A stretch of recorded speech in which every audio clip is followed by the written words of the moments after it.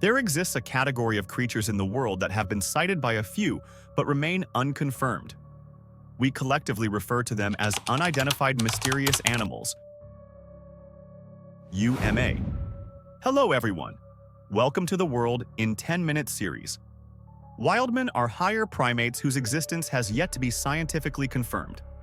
For centuries, legends of wildmen have persisted worldwide. As the largest category of UMA, wildmen are also among the most intriguing mysterious creatures. Today, I will share with you the story of the most famous Bigfoot of the Himalayas, the Yeti, or abominable snowman. The Himalayas are the world's highest mountain range, with 110 peaks exceeding 7,000 meters, including Mount Everest, known as the roof of the world. The range stretches east to west, spanning across China, Bhutan, Nepal, India, and Pakistan. It is approximately 2,500 kilometers long and 200 to 300 kilometers wide. With its snow-covered peaks and breathtaking scenery, the Himalayas are said to be home to a powerful and primitive race, the Yeti. The Yeti, commonly referred to as the snowman, is known in the field of cryptozoology as Yeti or Yeti. This term originates from the Sherpa people, who inhabit both sides of the Himalayas, and their word for the snowman. The Yeti is typically described as an ape-like creature, a hair-covered primate with long forearms, broad hands, and the ability to walk on two legs. It is sometimes depicted as hunched over or walking on all fours. Its body is covered in fur, which varies in color, white, gray, or reddish-brown. Some accounts describe its head as conical, with a wide mouth and large teeth. The Yeti is said to be incredibly strong, capable of preying on medium to large mammals, though it sometimes eats fruits and roots. Their size ranges from as small as 1 meter to as large as 6 meters tall. This vast size difference is attributed to the widespread nature of Yeti legends. The stories vary across the countries near the Himalayan range, resulting in diverse descriptions of the creature. Cryptozoologists have categorized Yetis into several types based on size. Small Yetis, known as Hima, are about 1 to 1.3 meters tall. They have reddish-gray fur and conical heads and live in relatively warm valleys of the Himalayas. Medium-sized Yetis, called Mete or Medikangmi, are 1.7 to 2 meters tall. They have short reddish-brown fur, conical heads, large mouths, and sharp teeth. These Yetis are most often sighted in forested valleys and altitudes of 4,500 to 5,500 meters. Large Yetis, known as Dzute or Emro, stand around 2.4 meters tall.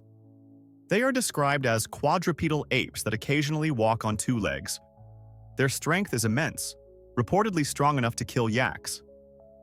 They inhabit snowy mountains at elevations of 4,000 to 4,500 meters.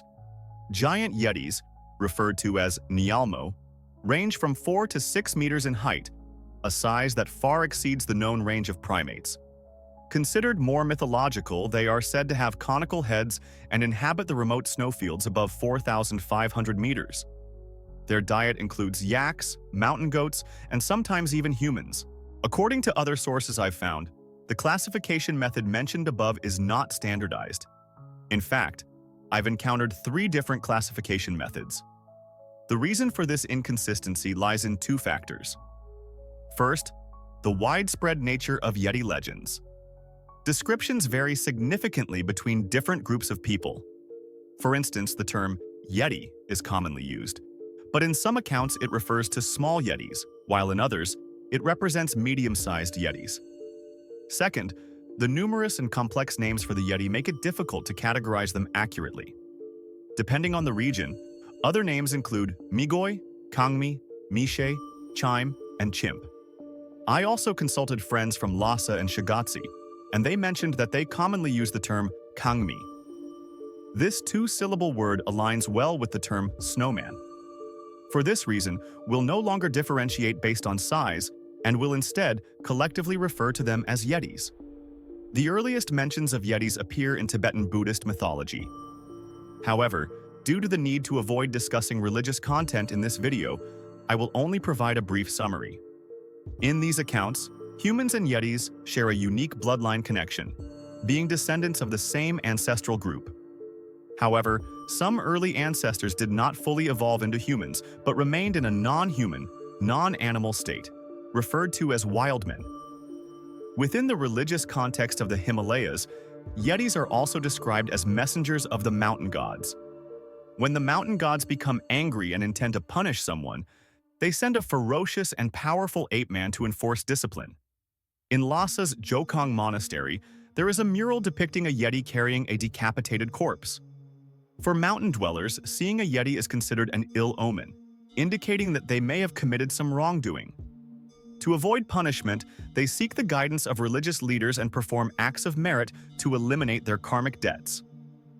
In other countries and regions, Yetis are sometimes revered as gods of hunting, kings of the forest, magical spirits, or harbingers of disease and misfortune. The earliest written record of the Yeti in modern history comes from the Qing dynasty scholar Ji Yun in his Notes from the Grass Hall.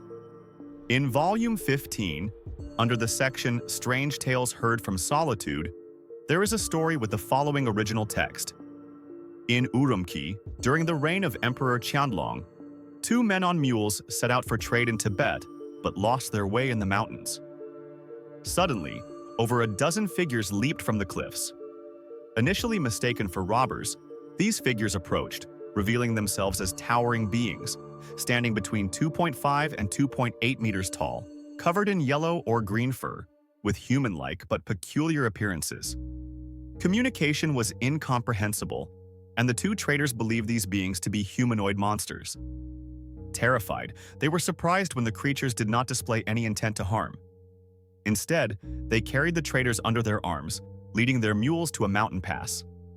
There, the creatures slaughtered one mule, cooked its meat over a fire, and shared the meal with the traders. After eating, the creatures appeared satisfied, patted their bellies, and let out roars resembling a horse's neigh. Later, the creatures carried the traders across several mountains, moving as swiftly as monkeys or birds. Finally, they dropped the men near a road and gifted each a piece of valuable turquoise before departing.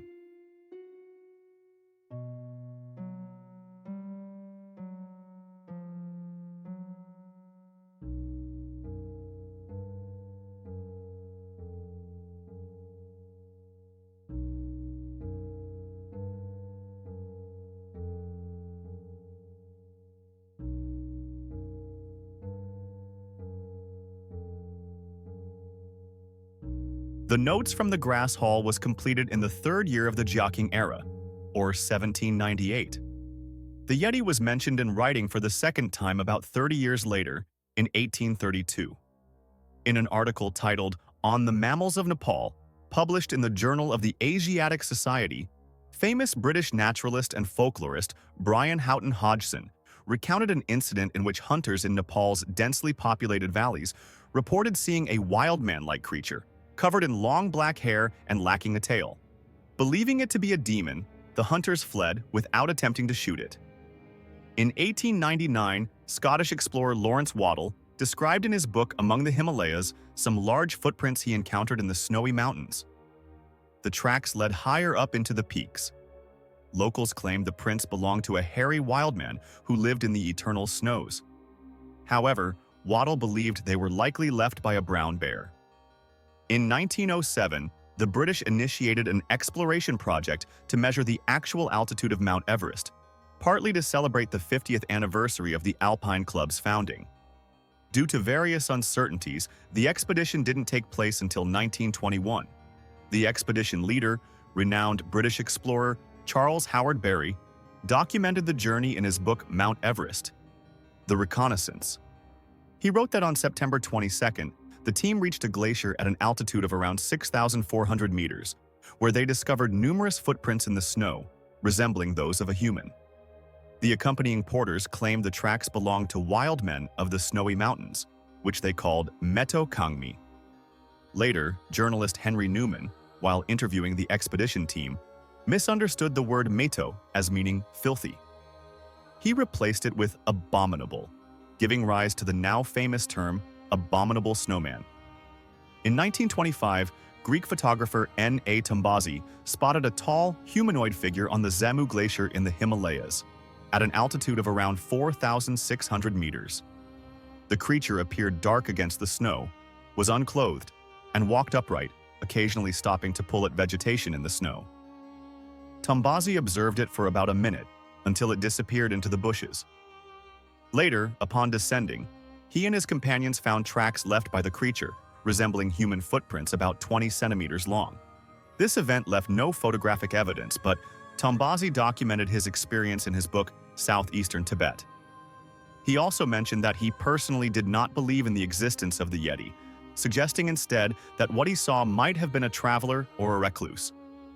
I find this claim amusing. After all, what kind of traveler would stroll naked on a snow-covered mountain at 4,600 meters? As sightings and reports of the Yeti increased, they attracted the attention of numerous explorers and biologists. The exploration and study of the Yeti peaked in the 1950s. Due to the sheer volume of sightings and the abundance of unverifiable online information, I will now highlight some key events. In the fall of 1951, British mountaineer Eric Shipton took the first known photograph of what appeared to be Yeti footprints on Mount Everest. To give some background on Shipton, as Mount Everest, the world's highest peak, drew countless climbers hoping to be the first to reach its summit, Shipton was no exception. From the 1930s to the 1950s, he participated in nearly every Everest expedition. The 1951 expedition aimed to investigate feasible routes from Nepal to Everest, marking the post-World War II resurgence of mountaineering expeditions. During this climb, the team encountered an unexplained phenomenon. At an altitude of around 6,000 meters on a glacier near the Nepal-Tibet border, they found a series of peculiar footprints. Out of curiosity, the team followed the tracks for about a mile before stopping to camp for the night. Lacking a proper reference scale, Shipton used his ice axe and boot for comparison and photographed the tracks. According to Shipton, the footprints were extraordinarily large, nearly twice the size of an average human foot. The toes were oddly shaped. The big toe was relatively short but disproportionately large. These photographs were later auctioned online for a significant price. In 1952, the popular science magazine in the United States published another photograph of Yeti footprints. This image was taken by British mountaineer Frank Smythe in the Himalayas in 1937. However, the footprints in this photograph were later confirmed to be those of a bear, a claim that Smythe himself did not refute. In 1954, the British Daily Mail funded the largest expedition ever organized specifically to search for the Yeti, investing £1 million in the effort. The expedition was led by British mountaineer John Angelo Jackson. The team included 2 journalists from the newspaper, several members of the 1953 Everest preparatory team, as well as zoologists, anthropologists, ornithologists, doctors, and nearly 400 porters. They were even equipped with cages and tranquilizer guns. The operation lasted 3.5 months, but ultimately failed to find definitive evidence of the Yeti. They only managed to capture a few photographs of what appeared to be Yeti footprints. However, the expedition wasn't entirely fruitless. At Tengboche Monastery in Nepal, they discovered a strange painting. The painting depicted a humanoid creature being chased by 2 men on horseback. The humanoid figure was entirely blue, with a green face, covered in hair, a large protruding tongue, and snakes coiling around its neck and shoulders. According to the monks at the monastery, this creature was a dzute, one of the large Yetis mentioned earlier. The team later visited Tengboche Monastery, where they found physical evidence believed to be related to the Yeti, a scalp and a hand bone. According to the monks, these items belonged to a friendly Yeti. Legend has it that a monk named Sangwa Dorje once meditated in a cave where a Yeti brought him food, water, and firewood out of respect. The monk eventually became a Buddhist disciple of the Yeti. After the Yeti's death, the monk collected its scalp and hand bone and brought them back to the monastery to preserve them as sacred relics. These relics were only displayed during certain rituals. According to Jackson, the scalp was covered in reddish-brown hair, with the roots showing a faint bluish hue. A prominent ridge ran across the top of the scalp. Zoologist Biswas noted that the bare patches on the scalp clearly showed hair follicles, and there were no signs of stitching, indicating that the scalp was intact. Anthropologist Dr. Charles Stonor confirmed that the scalp was at least 250 years old. The team also found similar relics in 3 parts of Nepal's Solukhumbu region, stored in Pangboch Monastery, Kumjung Monastery, and Namche Bazaar Monastery. It was said that an even older scalp was once housed in Rongbuk Monastery in Tibet, but it was either damaged or lost due to certain events. British naturalist Frederick Jones conducted an analysis of the hair on the Pangboch Monastery's scalp and concluded that the hair did not come from a bear or any known primate. Instead, it appeared more similar to the shoulder hair of an ungulate species. In 1960, Sir Edmund Hillary, the famed New Zealand explorer, led an expedition to the Himalayas, hoping to uncover more evidence of the Yeti. Hillary successfully borrowed the Yeti scalp from Kumjung Monastery and brought it to London. Many scientists examined the scalp, but none could match the hair to any known animal. Among those who studied the scalp was cryptozoologist Bernard Heuvelmans, who concluded that the scalp likely belonged to a species of antelope native to the Himalayas. Using the skin of a Yunnan snub-nosed monkey, scientists were able to create a replica of the scalp, nearly identical to the original. It seemed the mystery of the scalp had been solved, but this raised a more profound question. If the scalp was made from the fur of another animal, what was its religious significance after being preserved as a sacred relic for centuries? Jackson remarked that the scalp must represent something symbolic, and it's possible that the animal it belonged to had gone extinct and been forgotten due to issues of cultural transmission. He noted that almost all locals avoided discussing the scalp or the Yeti. Starting in 1957, numerous American expeditions entered the Himalayas in search of the Yeti. In 1959, the FBI even reached an agreement with the Nepalese government to establish official exploration regulations. The document outlined 3 key requirements. Expedition teams were required to purchase a permit to enter, costing 5,000 rupees. If a Yeti was found, it could be photographed or captured alive, but it could not be killed unless in an emergency. Whether alive or dead, the Yeti had to be handed over to the Nepalese government. Any evidence proving the existence of the Yeti had to be immediately reported to the Nepalese government and could not be publicized without official permission. This document officially opened access to explore the Himalayas under Nepalese government oversight. It also indirectly confirmed that the FBI had at one point believed in the existence of the Yeti. Pay attention to the year 1959. This year marked several critical events related to the Yeti. First, in that same year, American explorer Tom Slick led an expedition into the Himalayas. This exploration yielded 2 major findings. In 1959, the team collected Yeti feces in the Snowy Mountains and discovered an unidentified parasite within it. Team member Peter Byrne stole a phalange bone from the Yeti hand relic at Pangboch Monastery. He smuggled it to India by replacing it with a human bone. Later, actor James Stewart used his wife's lingerie to further smuggle the bone out of the country, eventually bringing it to London for analysis. Regarding the investigation into the Yeti hand relic, an explanation was provided in 1992 on the American television program Unsolved Mysteries.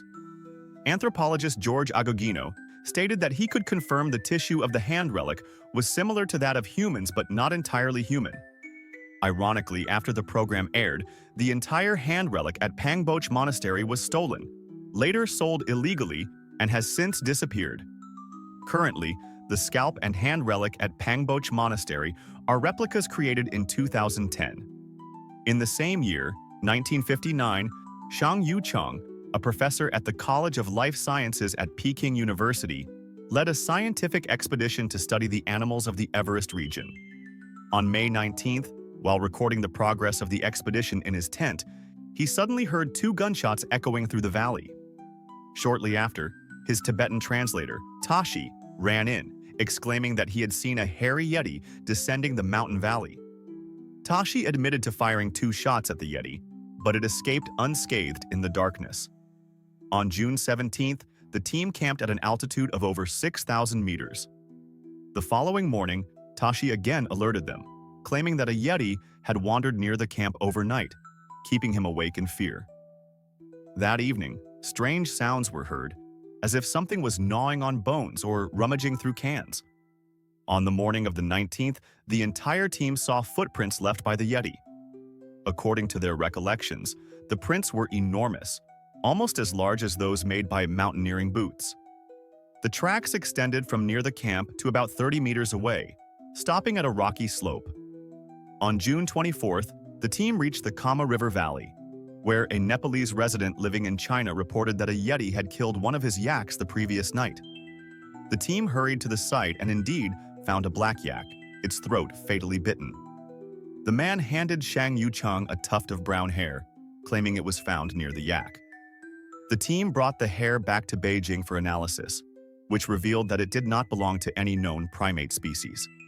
Another famous incident linked to the Yeti in 1959 was the Dyatlov Pass incident. This tragedy occurred between February 1st and 2nd, when 9 Soviet hikers died in the Ural Mountains. According to reports, 6 of them died from hypothermia, while 3 others suffered physical trauma, including skull fractures and rib injuries caused by blunt force impacts or compressions. One female student had her eyes and tongue torn out. Reconstructions of the event at the death site suggested an unknown sudden event that forced the group to flee their tent without proper clothing, abandoning the campsite. The incident's connection to the Yeti arose because the military discovered a line of text on a newspaper brought by the hikers. From now on, we know of the existence of the Yeti. Additionally, one of the deceased hikers' cameras contained this eerie photograph. Like most UMA evidence, the photograph's low quality leaves much to be desired. As for the stories of Russian Yetis, I plan to create a dedicated episode to explain them in detail. In 1974, a 19-year-old Nepali man named Lakpadroma was attacked by a Yeti while herding on the mountains. He described the ground trembling beneath him, his yak herd growing restless, and a massive creature grabbing his clothes and hair, hurling him into the icy river. It was then that he got a clear look at the Yeti. The creature effortlessly killed 3 yaks before crossing a stream and leaving the area. Its walking posture was described as peculiar. This incident was reportedly confirmed by the Nepalese police at the time. Even today, scars from the attack remain on Lakpa's back. In 1986, Italian explorer Reinhold Messner reported seeing what he believed to be a Yeti in the snow-covered mountains of Tibet. He described the creature as being nearly 7 feet tall, walking upright on 2 legs, covered in thick brown-black hair, with long hair on its head. Its legs were relatively short compared to its body. Its face was white, and it appeared strong and agile. The creature emitted low growls, and before it ran into the forest, Messner briefly saw its eyes and teeth. He was certain that what he saw was not a normal human. Moving into the 21st century, I'll share 2 relatively well-documented events. In 2008, the American paranormal reality show Destination Truth aired its 2nd episode on the Sci-Fi Channel, focusing on the investigation of the Himalayan Yeti. Host Josh Gates led a team into the Himalayas, entering from Nepal. On the 3rd day of their journey, they arrived at Kumjung Monastery, where they saw the legendary Yeti scalp, said to be 400 years old. Unfortunately, due to the lessons learned from the theft at Pangboche Monastery and certain religious reasons, the local monks declined Gates's request to obtain a sample of the relic. However, they pointed the team to locations where Yetis were reportedly sighted. That night, the team camped by a river at an altitude of around 4,000 meters, setting up infrared cameras. Gates himself used a thermal imaging device to scan the surrounding forests, hoping to capture evidence of the Yeti. Around 1 a.m., they discovered a single large footprint with visible toe impressions, along with 2 additional heel prints. Judging by the tracks, the creature that left the footprint appeared to have been climbing rocks. They created a cast of the footprint and brought it to Dr. Jeffrey Meldrum, a biology professor at Idaho State University in the United States. After analysis, Meldrum was unable to determine what species the footprint belonged to. However, he confirmed that it was not fabricated. He even compared the print to casts of footprints from other regions, believed to belong to wild humanoid creatures. In 2009, during the 3rd season of the show, Gates's team returned to the Himalayas, This time, they entered the Kingdom of Bhutan to continue their search for evidence of the Yeti. Interestingly, in eastern Bhutan, there is a 500 square kilometer reserve specifically designated for the conservation of the Yeti. In the environmental department of the reserve, they encountered numerous footprint casts attributed to the Yeti. According to the officials, local people firmly believe in the existence of the Yeti.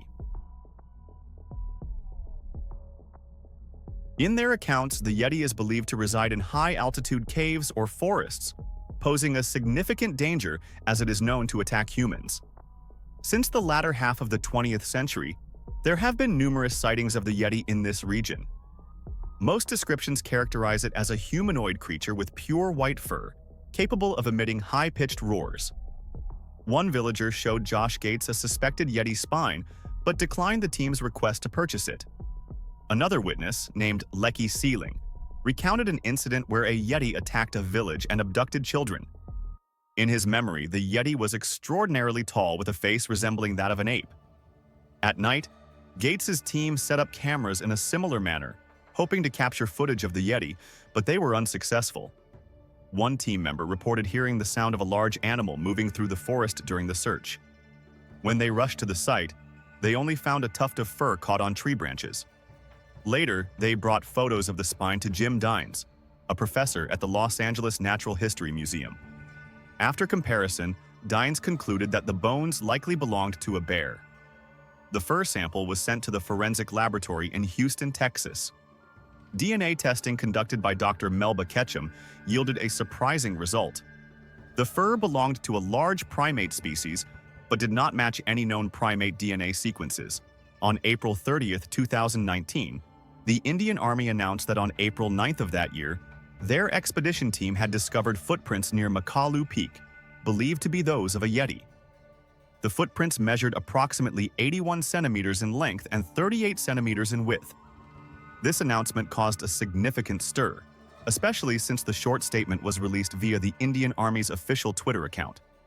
In the comments section, many users expressed skepticism, raising questions such as why there was only a single trail of footprints and why the footprints lacked a clear shape. The authorities did not respond to these comments. There are many other sightings and pieces of evidence related to the Yeti, but it is impossible to include them all in this video. However, I will include some links in the description for those interested. Regarding theories about the Yeti, several hypotheses have been proposed and supported by evidence. I will highlight the key points here. The first theory suggests that the Yeti might actually be a Himalayan brown bear or a Tibetan blue bear. The Himalayan brown bear is the largest subspecies of brown bears in Asia, with males weighing up to 200 kilograms. Male brown bears are generally larger, reaching lengths of up to 2.2 meters. Their fur often has a reddish hue, sometimes described as reddish-brown or chestnut-brown, which is why they are also referred to as red bears. The Tibetan blue bear, also known as the horse bear, is another giant species of bear found in the region. Its fur is black with a hint of bluish tones.